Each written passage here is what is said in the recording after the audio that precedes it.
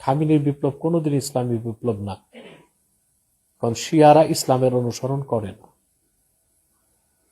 তো ওই ধরনের লোকজনই না বুঝে, আকায়েদের ব্যাপারে জ্ঞান না থাকার কারণে হয়তোবা ইন্নালিল্লাহ লিখতেছে এবং তার বেহেশতে উঁচু মাকামে দোয়া করতেছে। সব থেকে বড় মজার বা টুইস্টের বিষয় হচ্ছে আমাদের দেশের এখন বড় বড় স্কলাররা যাদেরকে আমরা অনুসরণ করি বা যাদের কথায় আমরা উঠি বসি, তারা আসলে বলতেছে যে খামেনির জন্য নাকি আমরা ইন্নালিল্লাহ বলতে পারবো না, মানে তার জন্য জান্নাত চাওয়া যাবে না, কারণ হইতাছে ইরানিরা হচ্ছে শিয়া, আর শিয়ারা নাকি মুসলিম না, কাফের। ডক্টর আব্দুল্লাহ জাহাঙ্গীর হুজুর তিনি বলতেছেন শিয়াদের লানত করা ইমানের অংশ, মানে বুঝছেন, মানে শিয়াদেরকে আমরা ঘৃণা করবো বা লানত করবো, এটা আমাকে ইমানের অংশ। তারপর হইতাছে শাইখ আসিম আল হাকিম হাফিজুল্লাহ তিনি বলতেছে আমরা আল্লাহর কাছে দোয়া করি তিনি যেন উভয়কে ধ্বংস করেন এবং মুসলিমদেরকে এসব পরিস্থিতি থেকে নিরাপদে বের করে আনেন। আরেকজন লেখছে শিয়ারা মুসলিম না, অমুসলিমের মৃত্যুতে জান্নাত চাওয়া বোকামি ও নিষিদ্ধ। মানে এরকম অহরহ আহলে হাদিস সুন্নি তারা বলে যাচ্ছে একের পর এক যে তাদের মৃত্যুতে আমরা শোক প্রকাশ করতে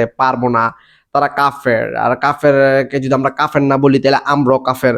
এখন ভাই আমি পড়ছি মাইনকাচি ভাই, আমি আসলে ভাবছিলাম যে ইরানিদের বিজয় মানে মুসলিমদের বিজয়, এখন দেখতেছি এরা নাকি মুসলমানই না। এখন আমি কি করব ভাই, আমি হতাশ ভাই।